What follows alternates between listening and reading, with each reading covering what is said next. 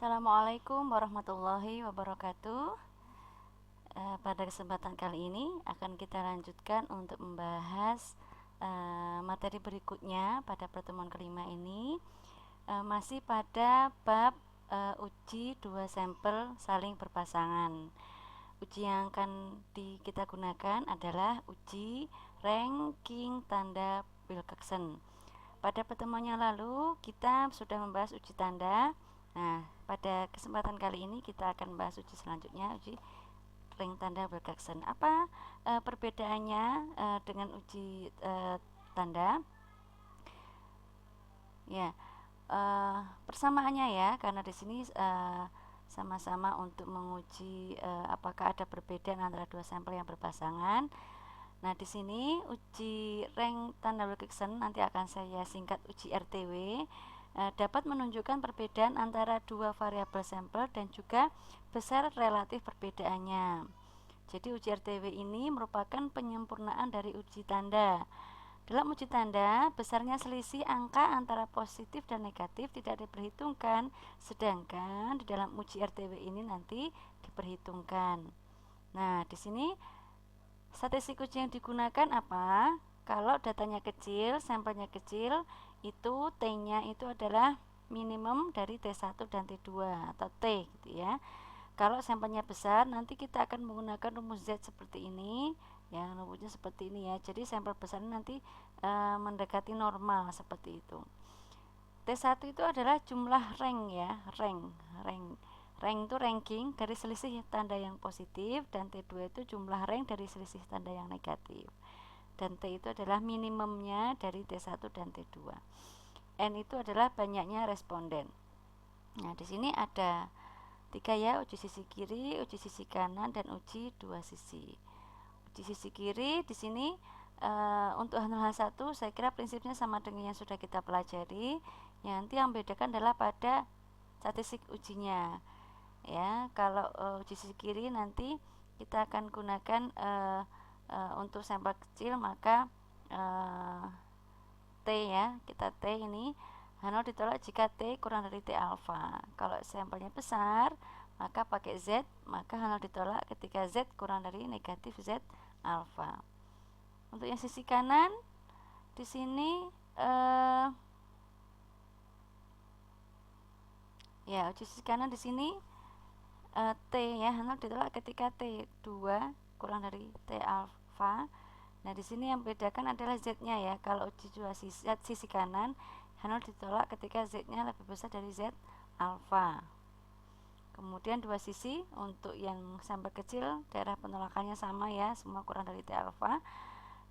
Ketika Z-nya sampelnya besar, maka daerah penolakannya ini ya, ada dua, Z-nya lebih besar dari Z alfa atau Z-nya kurang dari Z alfa. Ya. Langkah-langkahnya seperti ini. Nanti kita tentukan hipotesisnya, kemudian menentukan ranking selisihnya, kemudian uji RTW pakai T1, T2 atau T ya, uji satu sisi atau dua sisi, kemudian daerah penolakannya apa dan kesimpulannya seperti apa. Nah, kita lihat di sini contohnya. Suatu metode diet baru ya, saya menggunakan contoh yang sudah kita bahas agar bisa kita bandingkan dengan uji tanda dulu, soalnya sama persis. Di sini nanti kita akan menggunakan uji RTW ya. Ya, di sini penilaian SEAN nomor 1. Di sini ada perbedaan atau tidak ada perbedaan, sehingga sudah mengarah kepada uji dua sisi di sini ya, uji dua sisi. Nah, di sini sebelum ini skornya berat badan atau berat badannya, kemudian sesudah ini berat badannya sekian ya. Nah, kita hitung selisihnya, terus sebenarnya lebih kepada ini ya, sebelum dan sudah, sebelum dikurangi dengan sesudah ya. Sebelumnya 58,5 di sini. Nah, di sini hasilnya adalah hasil pengurangan sebelum dan sudah, negatif 5 dan seterusnya ya. Yang responden pertama negatif dan responden yang lain semuanya positif ya. Nah, kemudian di sini kita urutkan ya, selisih data ini kita urutkan dari yang paling kecil. Tetapi di sini tanda negatif ini kita abaikan, jadi kita mutlakan ya, kita anggap ini positif seperti itu, sehingga tetap Yang paling kecil adalah 0,7, mengikuti 1,5, 2,3, 2,8, kemudian 3,4, 3,6, sampai yang paling besar itu selisihnya adalah 6,9. Jadi ini diurutkan dari yang paling kecil ke yang paling besar dengan mengabaikan tanda negatifnya. Nah, ini kita ranking 1 sampai 10 ya, 1 sampai 10. Nah, di sini nanti kita pisahkan antara ranking yang positif dengan yang negatif ya. Ya, jadi di sini saya kurang ya. Jadi yang ini yang positif, ranking yang positif, ini ranking yang negatif. Kita lihat yang semuanya positif ya, sehingga semuanya di sisi yang sini yang negatif hanya satu. Ya, ini 2 di sebelah sini. Nah, ini kita jumlahkan. Ini 53, ini 2. Nah, di sini kita peroleh T1. T1 itu kan jumlah yang positif ya, 53. T2 itu yang negatif ada 2, dan T itu adalah minimum dari keduanya ini adalah 2. Nah, di sini alfanya 0,05 dan kita tahu N-nya 10 ya. Sehingga kita perlu cari T ya, ini bukan W ya. Kita perlu mencari T alfanya 0,5 dan N-nya 10. Kita lihat N-nya 10, alfanya 0,05 diperoleh nilai 8 dengan tabel Wilcoxon ini ya. Di awal tadi daerah penolakannya apa ketika uji dua sisi? Jika H0 ditolak jika T kurang dari T alfa. Ya, di sini T-nya adalah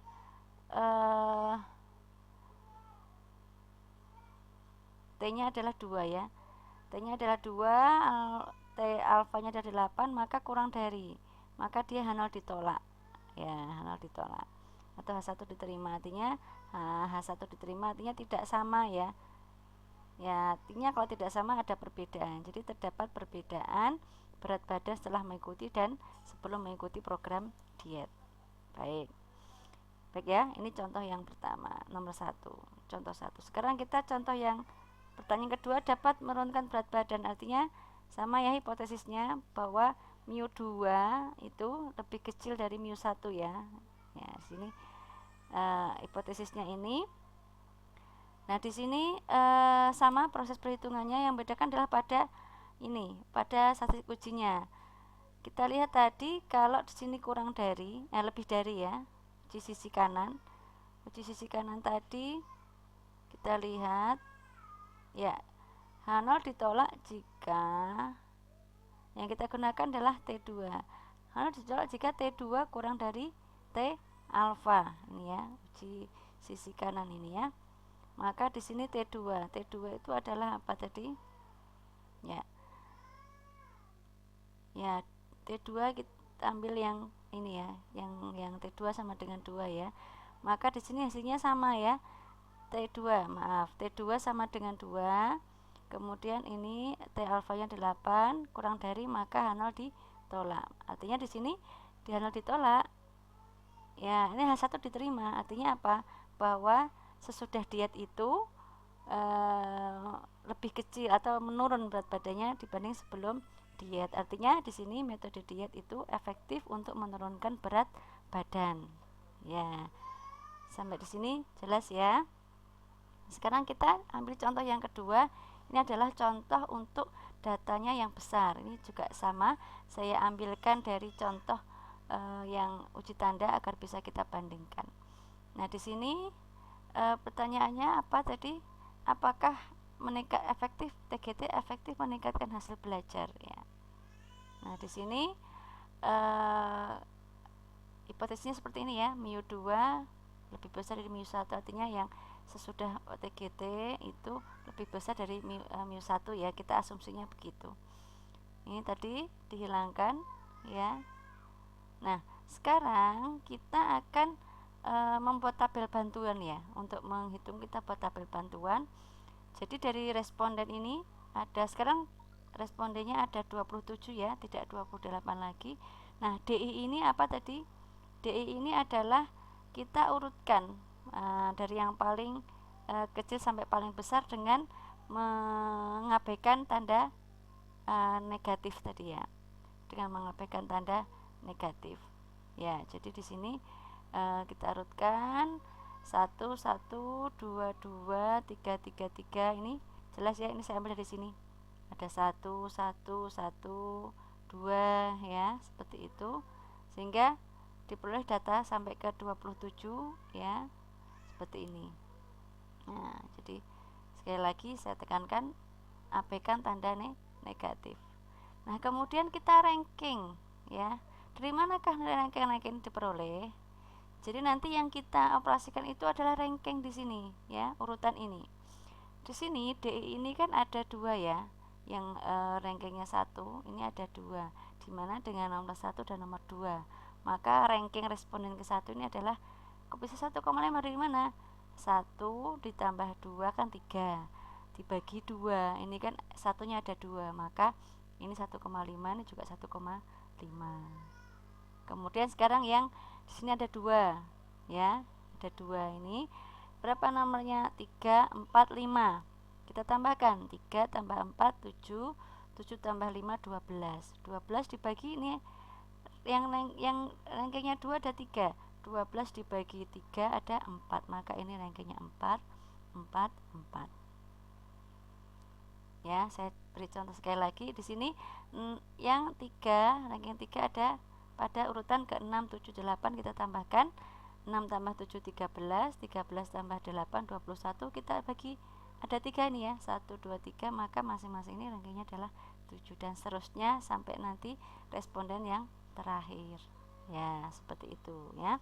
Kemudian di sini sama kita kelompokkan, ini yang positif, ini yang negatif. Ya, ini yang positif di sini, yang negatif di sini sampai selesai nanti ya. Ya, ini yang negatif di sebelah kanan ya, yang positif sebelah kiri, dan dijumlahkan. Nah, ini T1 nya yang positif 150,5, yang T2 227,5, T nya adalah yang terkecil ya, minimum dari T1 dan T2 150,5. Nah, di sini karena sampelnya besar, maka kita pakai rumus ini nanti mencarinya ya, tidak pakai T lagi, tapi pakai ini. Kita masukkan nilai T nya, ini nilai N nya ya. Sebentar, oh saya keliru, maaf, ini bukan 17 ya, ini adalah 27 ya, saya bukan 17 tapi 27. Nanti kalau kalian cek ini hasilnya mungkin nggak ketemu ini ya, karena sini masih 17, ini adalah N ini ya. Nah, ini banyak responden 27 ya, hasilnya ini silakan nanti coba dicek ya. Ya, sekarang kita mencari, ini Z hitungnya sudah ketemu, kita cari Z tabel ya. Ini namanya tabel normal standar ya, tabel normal standar. Kita akan mencari alfanya itu kan 0,05 ya. Nah, kita nanti sini ada 0,05, kita akan cari nih negatif 1,6, ini 0,04, maka negatif Z alfanya adalah negatif 1,64 ya, gitu ya. Jadi nilainya Z nya di sini negatif, makanya di sini saya beri tanda negatif ya, negatif ya. Ya, baik. Di sini kita peroleh Z hitungnya ini. Z alfanya kan tadi negatif, Z alfanya kan negatif 1,64. Nah, di sini daerah penolakannya apa? Kita lihat ya. Ini kan uji sisi apa? Kiri ya. Sisi kiri kita lihat. Nah, sisi kiri kan yang kita pakai Z nya negatif ya, maka tadi kenapa saya arahkan ini negatif Z, karena yang kita pakai kan ini. H0 ditolak. Nah, ini H0 ya. H0 ditolak jika Z hitungnya kurang dari negatif Z alfa. Kita lihat tadi Z hitungnya berapa. Nah, Z hitungnya kita lihat. Nah, Z hitung 0,9, negatif Z alfanya ini karena lebih besar maka 0 diterima ya, lebih besar. Kalau ditolak kan tadi kan ketika kurang dari, maka karena 0 terima artinya H1 ditolak, maka pernyataan ini tidak dibenarkan ya, artinya tidak efektif. Efektif atau tidak efektif? Tidak efektif ya, tidak lebih efektif meningkatkan minat belajar siswa ya. Saya kira begitu penjelasan dari saya, semoga bisa difahami. Jika belum jelas bisa bertanya lebih lanjut dalam forum, nanti kita akan diskusi.